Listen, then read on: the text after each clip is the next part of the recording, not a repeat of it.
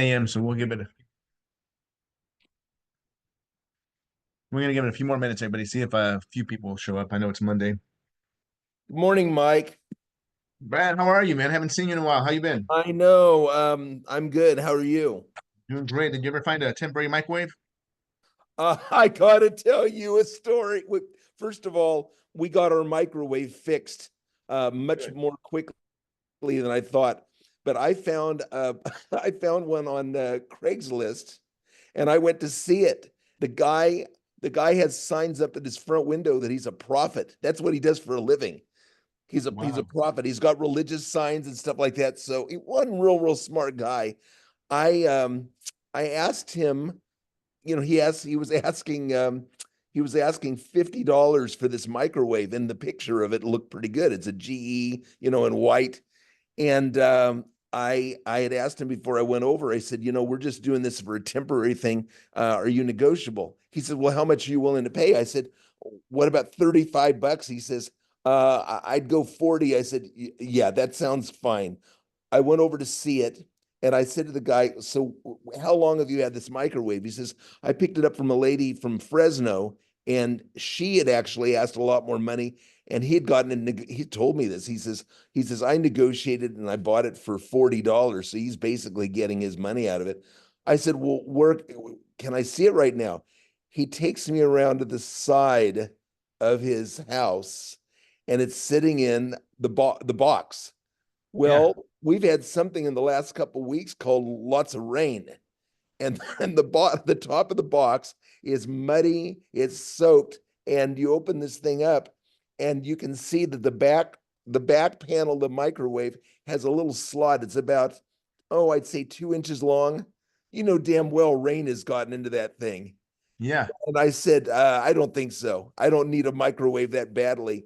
And I said, but I give you a little bit of advice. I said, I don't think it being in this box is helping you sell it. I said, I think you ought to take it out of the box, take it in your house, and dry it, but plug it in and probably Pretty took sure you're like not gonna get electrocuted. exactly. Man, you know what? It could have been worse. It could have been me. But what's really great is our appliance guy's wife called me about an hour after that, and she says, "Good news, we've got the parts coming in. We can fix it tomorrow." Oh, So fantastic. I saved myself 40 bucks. There you go. I would have gone to Walmart or Target and bought one. I wasn't going to do that for 2 days. I knew the Yeah. one we have built in is too nice. So No, yeah, it is. It's hard to what, replace a built-in one. what do they call the thing? It's called the magnetron. Do you know anything about microwaves? No, no, but the magnetron sounds really futuristic. It is. Yeah, yeah. The magnetron is the part that actually sends out the microwaves into So the is that microwave the oven. part that they rebuilt from when the alien spaceship landed, crash landed, and they took that part and recreated microwaves using alien technology? That's exactly right. Next time I see, I'll send you a picture of the magnetron. We're saving it as a paperweight, but Nice. yeah, that's what we had to have replaced, and this microwave works like brand new. Well, I'm glad to hear that your microwave is working, and I want to know what a magnetron looks like now. But the thing that's really funny is my wife said to me, "If this guy is a prophet, wouldn't you think that God would have told him don't stick your microwave that you're trying to sell out in the rain?" I mean, you would think so, right? But nah, it didn't work that way. Not always, anyway. No. All right, guys. Well, thank you, Brad, for sharing that. I want to share this screen with you guys here. Hopefully, can you guys see it? Things you can do to be more successful that don't cost a dime. Yes. All right, fantastic. So I want to just start with this. It is a Monday. I know we haven't didn't have a class last Monday because we had a managers meeting, all hands on, and Visalia. But here's things you can do. It's little things that are super basic that are just kind of little reminders. Number one, being on time. Look, whenever you have an appointment, be on time. Look, if you're going to go to a doctor's appointment, you make sure you're on time because you don't want to reschedule. But more importantly, when you're going to go see a client, a buyer, a seller, an investor, be on time. If your appointment's at 5, don't show up at 5. Show up 10 to 15 minutes early. That's on time. Be there, be in front, sit in your car, get yourself mentally prepared to go to that appointment and just do a great job. Being on time is being early. Good work ethic or focused effort. Look, how many of you have things going on where somebody just kind of ruined your day, or somebody cut you off in traffic and now they have you upset, or the magnetron broke in your microwave and now you don't have a microwave you can use for a little bit, and you have all that stuff on your brain and you're not focused. You're there, you're with your customer, or you're at work, but your brain is elsewhere. Look, try to make it showtime when you're with a customer, with a client. You got to have focused effort and you got to have good work ethic. You have to deliver, or I would say over deliver on what you promise, but do not over promise and barely deliver. People are going to look at that negatively. What you want to make sure you're doing is that you're promising to do things that you're going to do, but that you're over delivering on those promises. Next one is good body language. Like if I did this meeting, I was like this all day and just kind of had this grimacing look on my face, looking pissed off all day. It's not good body language. A lot of our communication, as a matter of fact, most of our communication, effective communication, is body language, positive body language. So be positive, have a smile on your face when you're talking with people, especially when you're talking with clients. Have good, positive body language. Next one's positive energy. Look, if you're going to go into appointments and things you're going to do in life with a negative attitude, you're not going to get a lot out of it. When you go in there with a smile, even if the other person that you're dealing with is having a bad day, chances are your positive energy there at least treats you decently. And so positive energy is great. A positive attitude is even better. Having a positive attitude toward life and everything that happens is not something that's easy to do. Life will give you some challenges, life will throw you some curveballs. But if you have a positive attitude, it'll allow you to overcome some of those difficulties and really see the best, the silver lining in every cloud, right? And so having a positive attitude is something that you really got to focus on, particularly in real estate, because real estate can really, really beat you up. And so having a positive attitude, a positive mental outlook is something you got to work on. It's not natural for everybody, but work on it and do the best that you can. The next one I would say is being coachable or open to new ideas. The fact is that most of you are open to new ideas, even when you challenge them. You can look at when you started driving and there was no radio or technology, or look at the phone in your pocket. Most of them are smartphones, and most of you had flip phones. And if you still have one, I'm sorry, you need to get away from it and go to a different phone. But a lot of us are fighting change, whether it's MLS, whether it's documents, whether it's forms. And the reality is that we are in an industry that is always changing and forcing you to change. So regardless of your mindset, whether you think you're open to new ideas or not, real estate will force you to change. And the more open you are to it, the quicker you pick up those changes, whether it's contractual, MLS, documents, forms, internets, how to present, all of these things that are changing, the sooner you'll grab them, the sooner you'll learn them, the sooner you'll be more effective with your clients. So be open to new ideas and be mentally open to them, because a lot of you will challenge change. Being coachable is not easy. Being coachable for me was not easy. Took a lot of practice. I paid a lot of months of coaching before I realized that I was fighting my coach and not doing what they asked. And this is years back. And when I just decided to listen to the coach that I was paying for, I changed coaches twice, by the way, because I just didn't like the way it was being presented. And when I finally got a good coach who, in my opinion, was a good coach who just challenged me, she challenged me, and I just got stuff handled. Then being coachable was really a positive thing for me. But you would think that I'm coachable, but I really wasn't. It took a lot of months of pain and not getting results, and saying I got to listen. If I'm going to pay for coaching, I got to just do what they say. And so be coachable. And you don't have to be paying a coach. Your manager can help you, be coachable. They can mentor you. There's other mentors in the offices, but be coachable, please. Next one line is doing more than the minimum. Do more than you get paid for. Do more than you get paid for in anything in life. Do more than the minimum. You are all self-employed independent contractors. Do not wait for us to tell you what to do. We can't tell you what to do by law. We can, unless it's something that's legally required, like contracts and forms, we can legally mandate that you do those so you don't get paid. But as far as your daily work schedule, we can't mandate you to do certain things. And so do more than the bare minimum. don't do just enough to sell one house a month and get by. Try to get one customer a week. If you can try to get a customer a week, that'd get you somewhere close to 50 or 60 transactions. If you could do that in a year, if you close 48 to 50 of them, you would have a fantastic life. You would change your life completely. The income from that would be amazing, no matter what the market is and where you sell homes. So do more than the bare minimum. Don't expect to have one house a month. That is way too low. If I was hiring you guys all on a salary, I would not expect one house a month. I would expect one transaction per week, one buyer, one seller per week. And that would be the push, and that would be the mandate. So do more than the minimum. Expect more from yourself. You have more in you. So do more than the minimum. And the next one's being prepared. When you're going to go work with a buyer, a seller, an investor, particularly if you're going to go to a listing appointment, make sure you have your CMA ready. Make sure you have your forms ready. I think that's something that's easy when you're working with sellers. It's something that we train all. But how about when you're working with a buyer? How prepared should you be? Do you know their price point yet? Do you know where they want to buy? Are they pre-approved? How many listings are in your city that match what they want? Even if it's not the exact neighborhood they're looking for, how many are in that price point they're looking at? If you had somebody at 400,000 or less, how many houses are listed? How many can you print up and take with you so that you, or pull them up on your computer so you can show them or on your phone? So being prepared, absolute must. Be prepared. The next one is being passionate about what you do.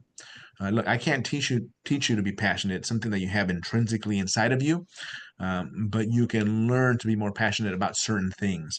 And I will tell you that if you get passionate about helping people buy, sell, and invest in real estate, because I still think it's one of the best professions out there, where you can do so much for your community, so much for families, so many things for people.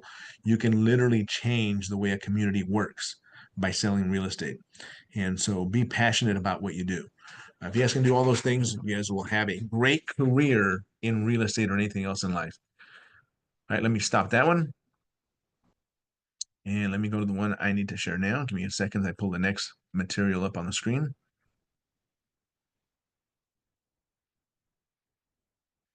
All right, somebody, anybody, tell me what you see.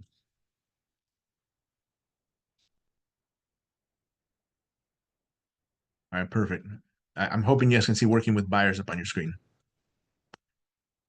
All right, here we go. Excuse me.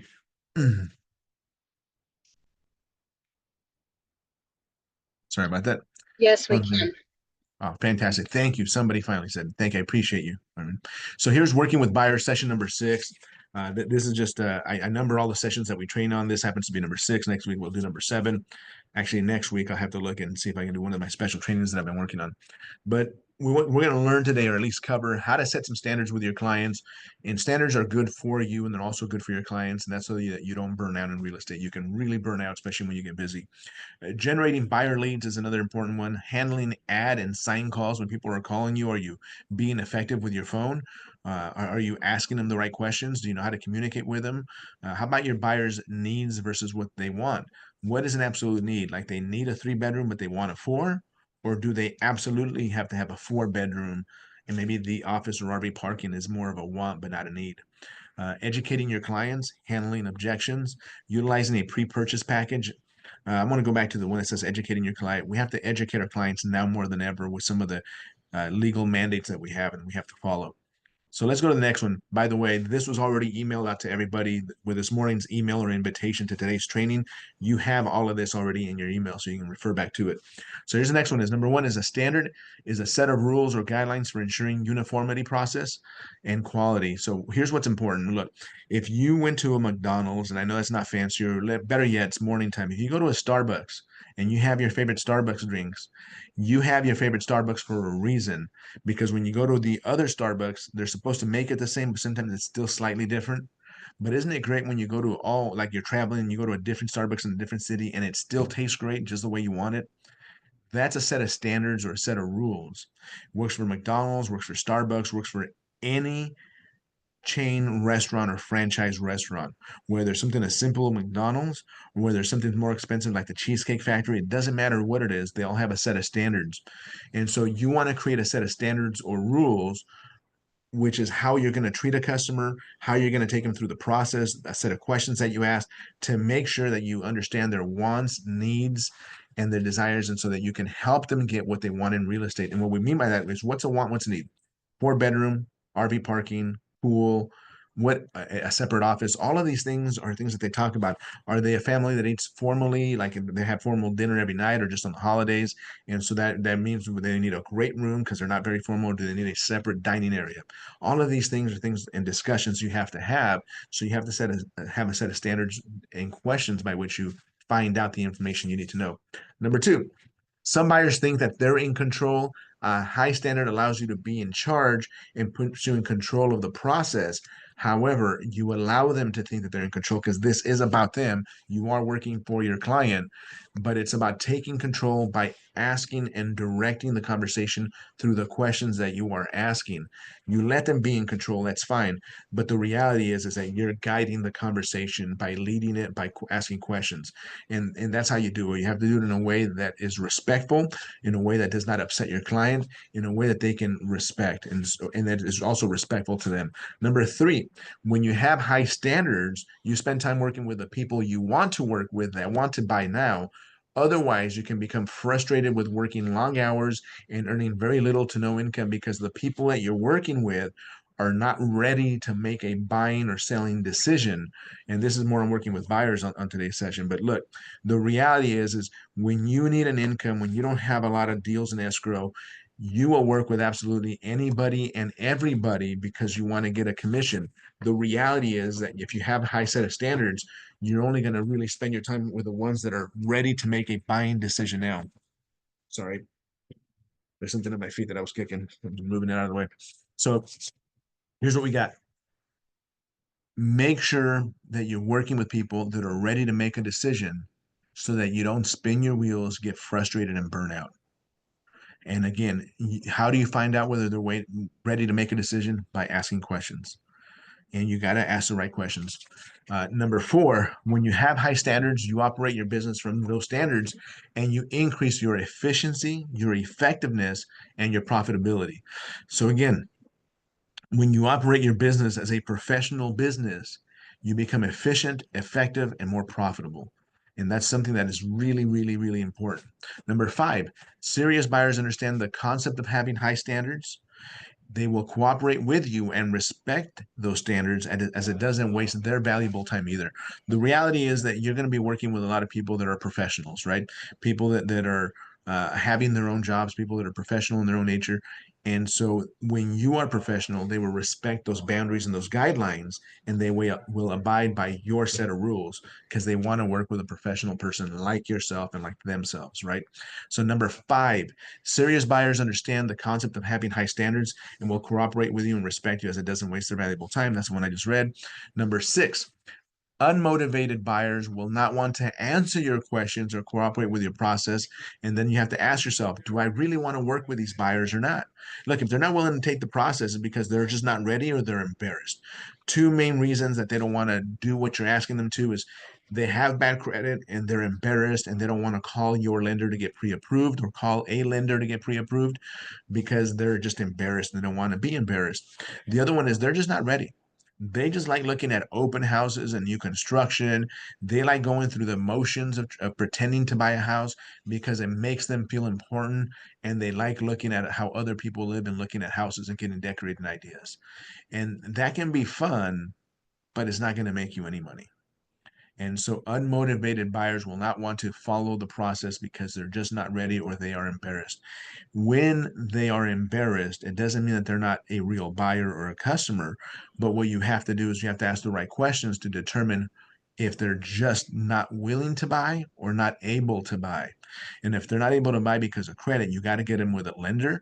The lender will tell them how to get their credit fixed, and they can start the process on getting their credit fixed and getting onto the right track of being a homeowner. Number seven, when you have high standards, you will have more time to spend generating new business and more time to spend with your family. I should add that.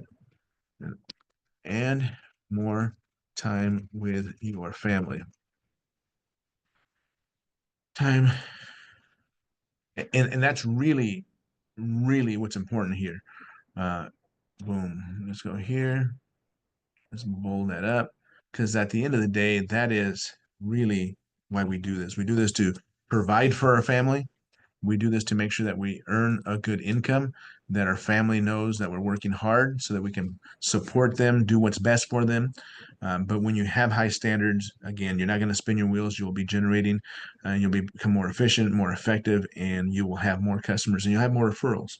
Number 8, when you have high standards, you will have more time to spend in your personal life. That is what I just said. In your enjoying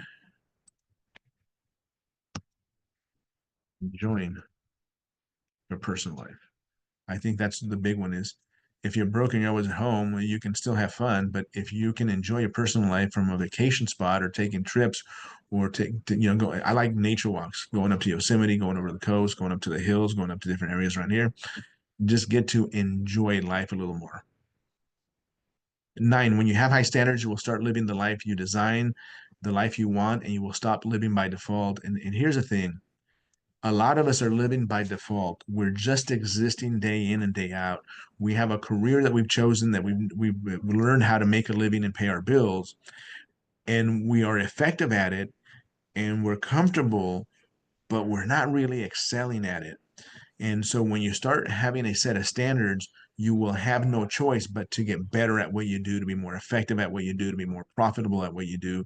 And instead of living by default, you can start designing the life that you've always wanted. And it really is very, very simple to do. However, it takes consistent effort over time to get it to get you there. And it's that consistency of effort is where most agents fall off.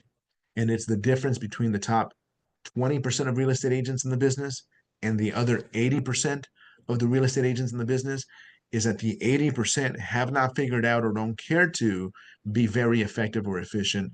And the 20%, which is slowly becoming closer to 15 and 10%, that number is starting to shrink because the people that are really figuring it out are doing more and more and more business. And again, just have a high set of standards, expect more from yourself so that you can provide more and insulate your family from the dangers of a life and the changes of life that can happen. Number 9, what are your standards? Here's just a few suggestions. You don't have to follow these verbatim, but this is just a small sample of some ideas that could help you. And so let's roll it. Let's go through these. Number 1, only work with prospects who are serious about buying or selling, past clients and center of influence, and direct referrals. If you can focus on people that are referred to you, people you know, people you worked with in the past, and people that are ready to make decisions now, you will have a more effective and efficient business. Next one is number 2, only work with buyers who have to buy it now or have a high level of motivation to buy in the next few months, right? It doesn't have to be like they want to buy now, but they want to buy in the next 90 days or 4 months or next 5 or 6 months. You get to decide how you're going to control that part of the client. We say if they're 90 days or less, be all over them and keep them in your calendar and talk to them daily. If it's in the next 6 months, talk to them every week until it gets closer. And if it's in the next year, you want to talk to them at once or twice a month. And then as they get closer and closer, you will start doing a weekly and then daily follow-up.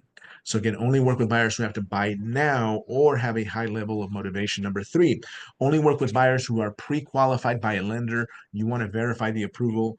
Look, in this day and age where you have to ask your buyer to pay you a commission, or you have to know whether they can afford to pay you, or whether you're going to have to negotiate on their behalf and your behalf with the seller to earn your commission, it is really, really important now more than ever to make sure that your buyer is pre-qualified. That way, you know not only what their budget is, but how you are going to get paid as a real estate agent.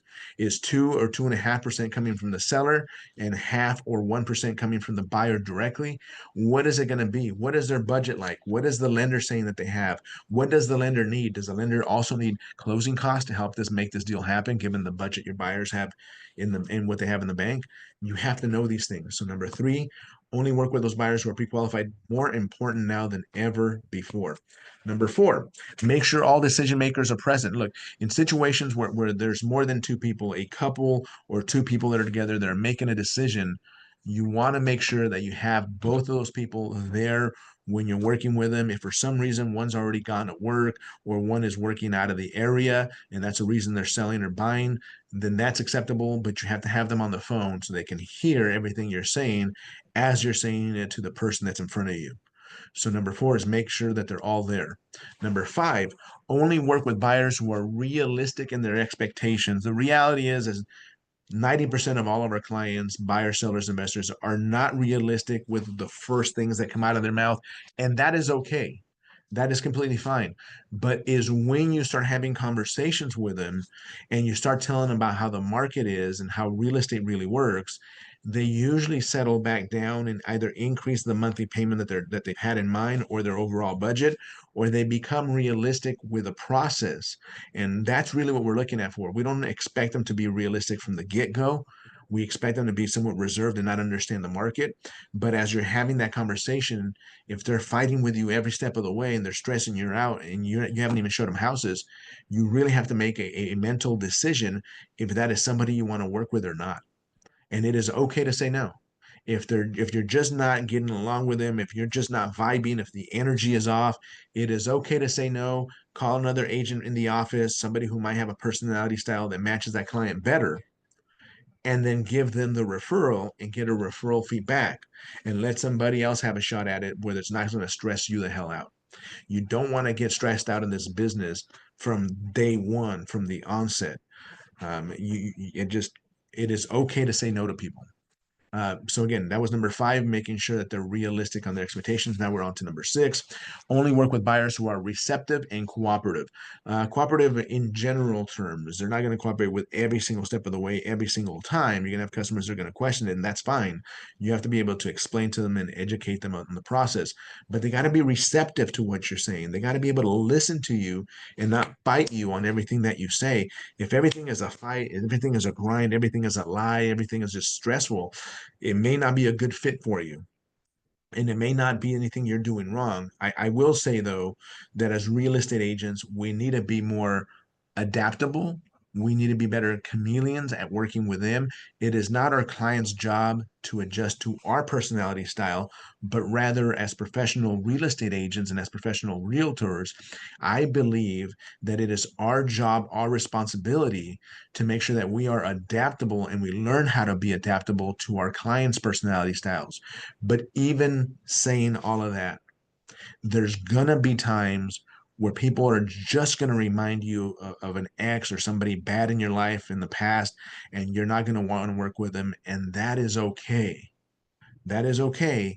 You don't have to work with them. You have the right to say no. But instead of just dropping them as a client, you already know that this is another agent within the office, within the company, or somewhere else, an agent that you know that you can refer that customer to that'll take good care of that customer, and they're not going to have that feeling that you have of resentment or what have you. And so number six is only work with buyers who are receptive and cooperative. It is okay to give them as a referral to somebody else. Number seven. So number seven is this: only work with buyers who are shopping in the areas that you service.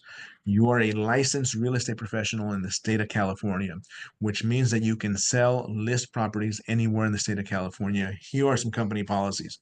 For listings, you must join the MLS in which that property is in, whatever zip code is in. So if you are in Fresno and you get a listing in Tulare County, we're okay with it so long as you join Tulare County MLS. Same thing with Fresno going to Bakersfield or Bakersfield up this way. It doesn't matter. We'll allow it. But when it comes to listings, make sure you're going to do them a good service, not a disservice by going out of your area. When you're working with a buyer out of the area, I think representing a buyer out of the area is a lot easier than representing a seller from out of the area. When it comes to buyers, make sure you are understanding of the local market, the local forms, the local changes, the local ordinances, and make sure that you are okay with that. If you're not, and if you're just not comfortable, call one of our agents in that area and work together with that other agent. Maybe you guys can split the deal. Whatever it is, but make sure that if you are not completely familiar with it, please be cautious. Do what's best for your customer, not what's best for your pocketbook.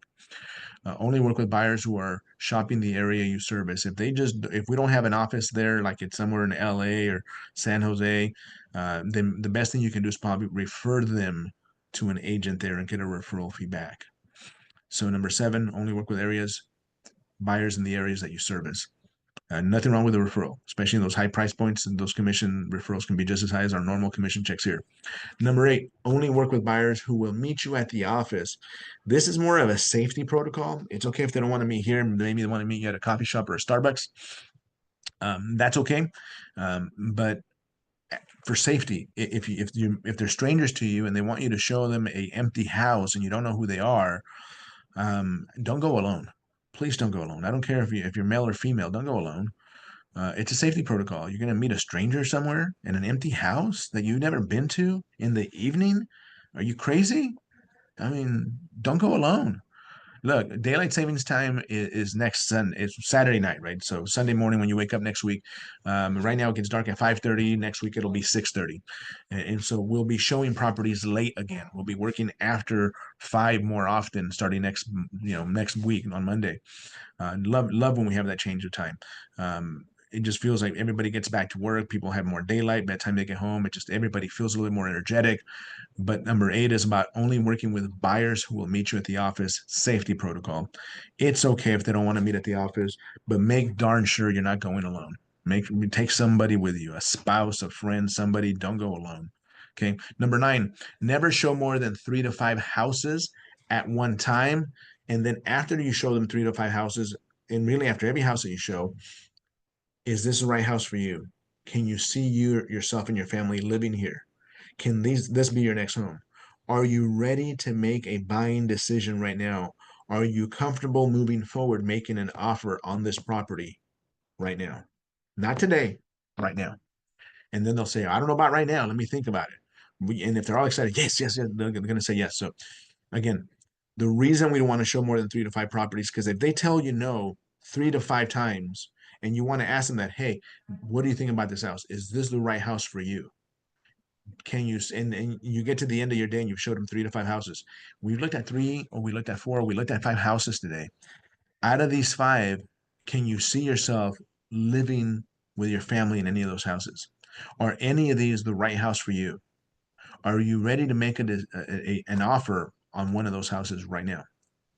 Are you ready to make a buying decision? If they tell you no, you really got to relook at what you're showing them. Go over the budget. Maybe everything you're showing them is too expensive. Maybe it's not nice enough. Maybe it's not in the right neighborhood. Maybe you're showing them 2-story houses and they want single-story homes only. You got to look at the reason for it. And again, never more than 3 or 5 in a day, because it gets confusing in their head. They start looking at different houses in their head. They make up one imaginary house with different features that house never had. So again, never show more than 3 to 5 at one day at one time. Always ask them to make a buying decision if they're ready to make an offer. That's just good practice. Number 10, work with buyers who will commit to you inside. Well, now that's a brand new form, right? It's a buyer representation agreement. And so they're committed to you. You got to have that done now. That's a new state law. So that's, anyways, that supersedes this form. Excuse me. I guess I need more coffee. Mike, Yes, sir. going back to that very last one, the BRBC, I'm Yes. wondering, are you guys hearing any any feedback or any evidence that there are other agents in our area that are actually going out and willing to show buyers houses without signing that? Because I've run into I'm running into people that are reluctant to sign that BRBC, and I'm Yeah. thinking, are they So gonna get away with it with someone else? they could. It just depends. Yeah, remember, we're living in a world of real estate right now where there's so many online brokerages with no managers or supervision for their agents.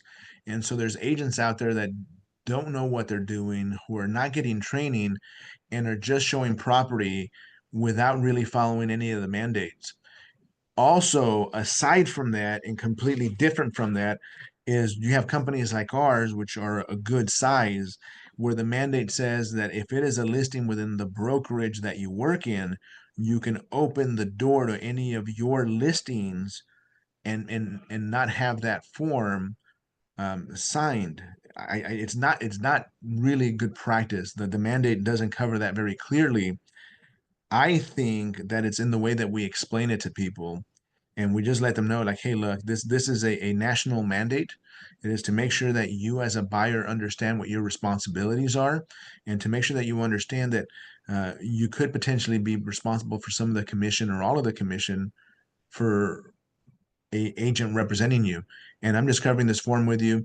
And it's all in conversations. I think we have to have these conversations with our buyers. We trained on it nonstop for 4 months, and then the issue kind of went away, Brad. But yeah, I mean, it just we're in a different world of real estate. I think these conversations are had more often. I think people are more effective, but unfortunately, we're also in a world where I would say that up to 40% of the agents doing business have very little to no supervision. It's sad, really. I have, as you probably know, I work with Op City leads, Yeah. and most of them I've had no problem getting to sign this form. I had someone recently, actually in the last couple months, who I went over and met. You'll love this story. The first time I met them, they said, "If you have a little time, come on over to our house. We'll give you some Yeah. coffee and cookies." I go over, they give me a half a cup of coffee and no cookies. And the gal, well, it's older couple, and she just wrings her hand. She just doesn't know that she wants to commit. And I'm finding out that she has seen houses without signing a BRBC. And Yeah. you know what? If she still doesn't understand the benefit that I offer her after talking until we're blue in the face, I just said, you go on your own. And where I am, Yeah. you call me. And we have to just be willing to just let these people go if they're not willing to, I think that not you worth it. hit on something that I was kind of touching on slightly, Brad, which is you got to be okay with letting the wrong client go. Yep, And if they're not going to sign your document, if they're going to be combative, can you imagine what they're going to be like in escrow? They're going to be worse. exactly. And just walk away. Sometimes the deal that you don't do, the contract that you avoid with a bad client is the best deal you could ever make. Yeah, you get out of the way of a fast moving train is what's going on. Right now I'm Dodge a working bullet. through one of our agents. I mean, maybe I should show you guys the file. Yeah, see on the screen, we're pretty much Yes. paperless, but I had to go back and print all of this. And the reason that's printed is we have a client who was working with a brokerage to represent her as a buyer, and they had enough of her. They had enough of her. Their offer got accepted. They were so bad. The lady wanted to back out. The buyer did. They backed out.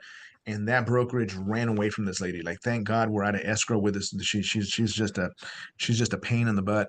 Unfortunately, she called the listing agent, which happens to be one of our agents, and she bought directly through the listing agent. And she has been nothing but a nightmare, from what I understand, during the process of buying the property. I don't know. I wasn't involved in, but I'm involved now after the close of escrow. And I can tell you that she's been an absolute nightmare to deal with on this end. But it is one of those things where I think that agent that double ended the deal would much rather not have the commission and not have this experience of trying to protect herself and defend herself from somebody who is just not reasonable. We have a couple of comments. Larry Trent, can you show a property for another agent who we assume has signed that agent demand to see the agreement? If somebody calls you and say, hey, Larry, I'm working with Joe Smith. Joe Smith already signed a BRBC with me, but I'm on vacation. Will you open up the door? So long as you and Joe Smith, Larry, you already called the other agent. Hey, and you say, hey, Joe, Danny over here asked me to open up this property for you. I'm available to open it up for you. That would be fine. So long as you don't expect a commission and you understand that you're doing a favor to an agent. Anytime you expect a commissioner to be paid, you need to have a BRBC signed. And it goes back to more than just having a BRBC signed. Are these clients pre-approved? Do you know how they qualify to buy a home? Do they have enough money, number one, to buy the property and have a down payment? Number two, how much money do they then have left to pay you a commission? Do they not have enough, and do they need buyers help, or do they need closing cost help from the seller? And if any closing costs from the seller, they probably don't have enough to pay you commission, which means you have to understand that up front so that you know every time you show a property, if you want a 3% commission, you got to get 3% from the seller. And if they need closing costs help of another 2%, now we're asking the seller to pay 5% for the buyer side, plus whatever commission they're paying their agent. And so you got to have that information up front. So again, number one, conduct an in-depth interview to help determine your clients, to help determine, oh, this is a buyer's plan of action. This is what you would hand this to your buyers to determine your wants, needs, and motivation. It is my number one priority to understand what you want in your next home. And that's a great way to just tell your client that. So connecting in that. So here's what I'm going to do for you. If you work with me and you choose me to be, oh, it is my, okay, it isn't. So pretend that you are giving this to your client and you're reading it to them. It is my number one. I'm going to conduct an in-depth interview to help determine your wants, needs, and motivation is my priority to understand what you want in your next home. Number two, I'm going to assist you in arranging all of the financing, appraisals, and inspections, and close of escrow and deliver keys. Enter your search criteria into the multiple listing service database and find the right home for you. Give you access to my smart app so you can search all available properties. There we go. And if we don't have a smart app,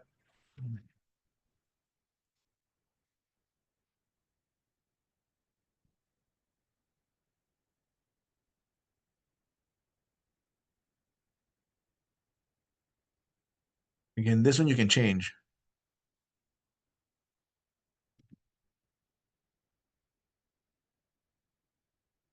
Or whatever you decide. This is so customizable. I mean, you really want to do it however you want. Number five, develop a showing plan that's right for you. Number six, research all available for sub-by owners in the areas, expires, withdrawn, cancel listings for additional potential matches that may not be in the MLS. That are not in the MLS. I'm going to prospect daily on our database of clients, leads, and neighborhoods that you want to live in to find homes that fit your needs. Number eight, I'm going to contact other top listing agents in the area to discuss potential pocket listings or other things they may have that may be coming up for sale that's not on the market yet. I'm going to call you when highly qualified homes come on the market or homes that match your needs. Provide you with a property analysis so you can determine what kind of offer to make. I'm going to do a CMA for the market and for the neighborhood that this property is in to make sure that we're making it a fair and aggressive offer, but also make sure that you're not overpaying or also making an offer that is too low where you don't even get a response. 11, I'm going to write the purchase contract and arrange for it to be presented. I'm going to handle negotiations of all contracts for you, with you, of the contracts for you and with you. For you and with you. 11, I'm going to supervise the completion of all paperwork and the escrow process. Number 4, call you each week to advise you of the status and the answers to any questions you may have. The buying plan of action continued goes all the way to number 21. Again, you can add, delete. This just happens to be 21 because we're century 21. So I worked to make it 21. It doesn't have to be 21. It can be 5. Sometimes less is more. But again, that just kind of continued. Generating buyer leads. If you don't have any of your buyers, here's a good way to go out and find some buyers. Understand that buyers are like sellers. You have to go out and find them the majority of the time. They're not going to come out here and find you. Over time, as you get better at your business and you have more success in your business, you can ask for a lot of repeat and referrals. You can ask for referrals from your clients. And then at that point, you maybe they're starting to call you, but that takes time and effort. So number one, sorry, before number one, right above it, in order to become a successful real estate agent, you must spend at least 2 hours each day looking for new buyers and sellers. Don't expect someone to give them to you. It's going to take work. If you read Mike's book, this is what he calls quantum activities, is activities that make you income. We simply call them in the business income generating ideas or income generating actions. So what is it that you get paid for? You get paid to negotiate contracts, but how do you find customers? We don't have houses on a shelf in the office. The houses are out there in the world, right? They're out there in the real world, and your clients are out there in the real world. And the way that I look at it is every single adult that you meet in life is a potential customer because they're either a tenant or they're a homeowner, a property owner. That's it. All adults are either property owners or tenants, renters. They all have the capacity to be your customer in the version of a buyer, a seller, or an investor. It is your job to have real estate conversations with the public at large so that they can find you and so that you can find them in their time of real estate need. Number one, a sphere of influence. This is people that know you, they like you, and they want to help you or work with you. Everybody in your phone should get a phone call from you at least once a month. At least once a month. Some people on your phone should be called daily, some at least weekly. I don't care if they're other real estate agents. You want to call them and network with them. Hey, Larry, it's been a while since we spoke. How are you doing? The reason for my call today is I just want to check in with you, man. How's business going? Man, how are you doing? How are you learning the forms? How are you handling this or that? Do you have any escrows going? Do you have any listings going? Do you have any buyers going? Hey, look, right now I have 2 listings and I'm working with a couple of buyers. If you have anybody, can I tell you about my listings? And you just have a real estate conversation with other real estate agents. And you know what the beautiful thing is about that? That when you're having real estate conversations, they get to know you and your personality. So in the future, if they get a chance to work with you or you have a buyer for their property or they have a buyer for your listing, guess what? They're going to want to work with you because you've built a network, a friendship, a relationship, a professional relationship where they've gotten to know you and trust you. When they know you, chances are they trust you. When you are a stranger to them, they may not want to work with you. And so call everybody in your phone. I don't care if they work for the competition or another brokerage. You are building a platform for success by networking. So number one, call your sphere of influence. Number two, call all your past clients. Look, if you came out of a different industry and you had customers in the past in a different industry, call them. Call them and remind them of who you are, how you met them, and how you can help them now through real estate. So if you have been in real estate for a while, you have past clients. Look, here's what we know. They know you, they like you, and they want to help you because you've already helped them in the past with real estate. Number three, tenants who occupy houses that are currently listed for sale, they have to move anyway. Or if you have your own tenants, I used to convert a lot of my tenants or a lot of my applicants even into homeowners. I mean, I can think of 3 times in my head right now where somebody applied for one of my rentals. They had great income, and I'm like, man, if they got this kind of income, shoot, chances are they're going to qualify to buy. And I put them through with a lender. They qualified, and I sold them houses instead of renting to them. And you can do that too. Number four, just listed, just sold call or door knocking, hot buyers or sellers in your area. Look, I like to go for walks. Last week I wasn't hungry, so instead of going for lunch, I walked around the neighborhood here in the Visalia office. And it's not a neighborhood that I ever drive through because there's no reason to drive through it. I have no purpose of driving through it, but I walk through it. And I thought to myself, man, this would be great rentals here in this area. Some of them already look like rentals, and some of them look like they're owned and like they've been there a while. They're just well maintained. And the neighborhood, if I had to guess, was built in the late 70s, early 80s. They just have that kind of a curb appeal and that kind of a look to them.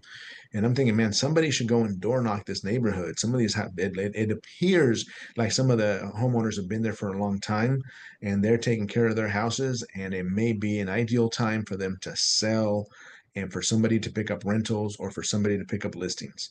So just listed, just sold, door knocking, hot buyers, hot areas to start doing more of that. Number five, buyer referrals from other agents. We were talking earlier about if it's not a good personality match, maybe you find another agent in the office. Boom, there it is. It's going to work with you. Sometimes you're the agent that's going to get the referral because you have a better personality match to that customer that's being difficult. Or maybe you work in Visalia and we have an office in Fresno and in Bakersfield and in Hanford and Lemoore and Pismo. And so you call the agents there and say, hey, look, guys and gals, I'm only comfortable working Tulare County market. I don't know your markets. If I find a buyer in your area, can I give you a referral? Yes. And say, hey, on the same note, if you ever have a buyer for me in Tulare County, please think of me. I'd like to get your referrals. And you start calling agents within the company and you become the referral go-to agent for Tulare County, Fresno County, Kings County, Kern County, or over in the Pismo area. So again, do what works for you, but ask for referrals from other agents. But you ask for referrals first by bringing value, and you bring by value by saying, hey, look, if I ever have any buyers in your area, I'll make sure to refer them to you. And that's how you build value. And then you ask for that back. You don't ask without giving. Number 6, ask existing buyers who are actively shopping or pending for referrals from their friends and family. Look, when you just got their offer accepted and they went into escrow, man, they are on cloud 9. They are happy. They are ecstatic. And that is the perfect time to ask them for referrals. When you close, perfect time to ask them for referrals. So you want to keep doing that. Number 7, classified advertising or direct mail responses. Let me see. I still have it here. I purposely kept a lot of these. All right. I'm going to stop sharing. I'm going to show you this real quick. All right. I want to show you this. Somebody trying to buy one of my rentals. Somebody trying to buy one of my rentals. Another one. Another one.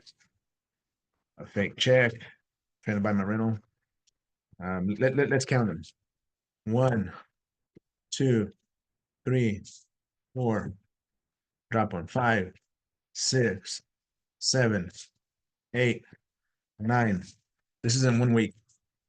In 1 week, I got 9 pieces of mail from investors trying to buy some of my rentals or trying to get me to sell a property.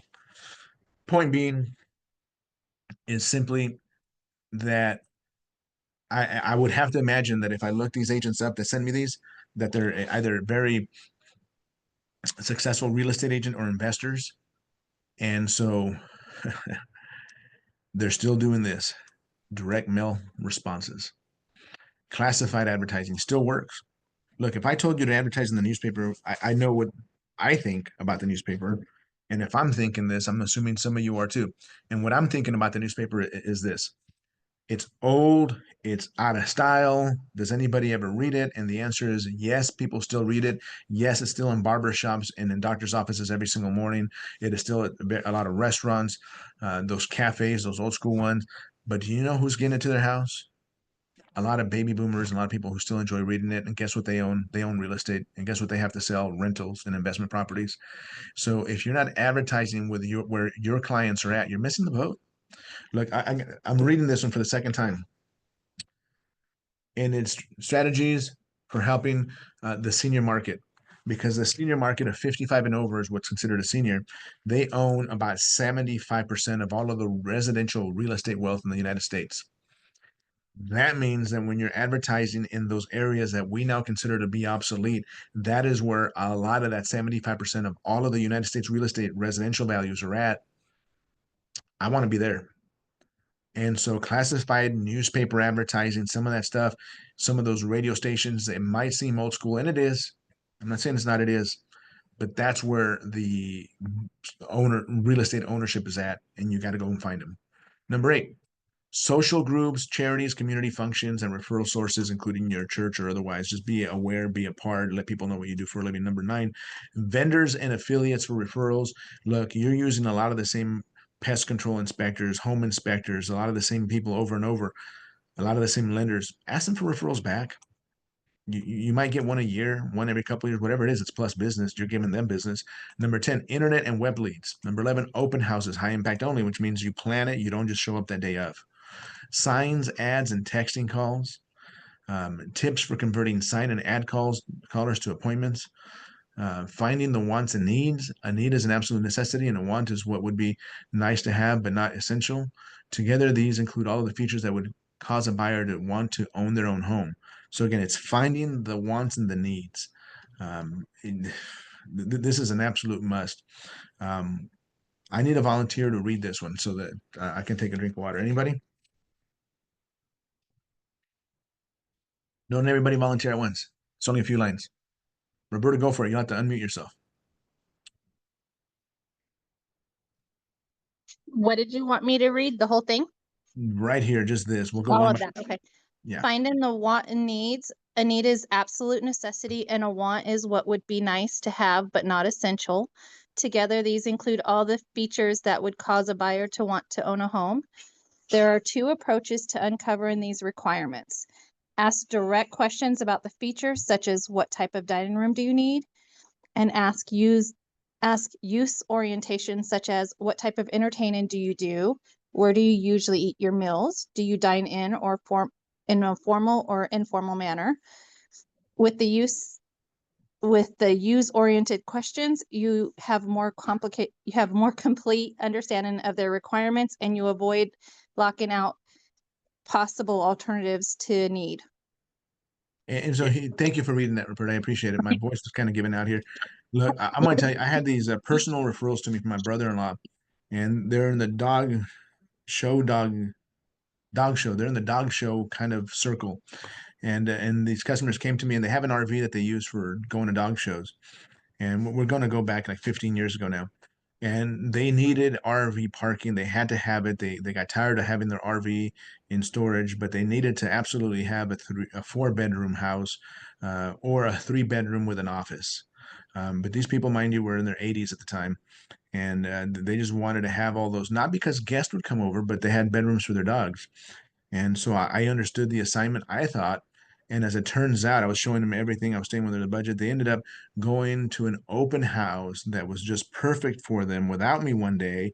And they made a decision to write an offer right with a listing agent. And I got edged out of a deal. It wasn't a house that I would have probably shown them because it didn't have everything they wanted. It was only a 3-bedroom, no office, and it didn't have RV parking. But they ended up buying it anyways.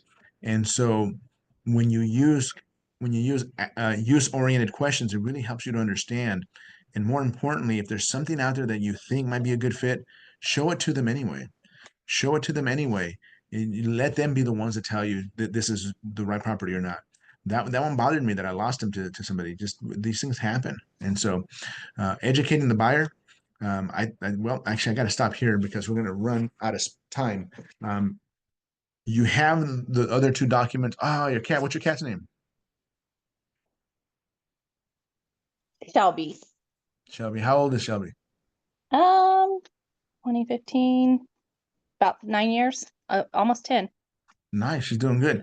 I'm a pet parent, not just like a pet owner, and I'm more of a cat guy than I am a dog guy. I always have been. Love dogs too, but more of a cat guy always.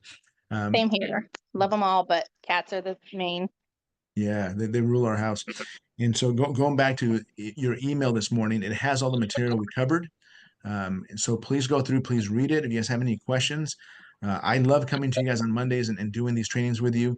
Please show up. I want to do these more interactive in the future. I'm working on a couple of really good different trainings. Well, I don't know if they're good. I just think they're good. But thank you guys all for being here this morning.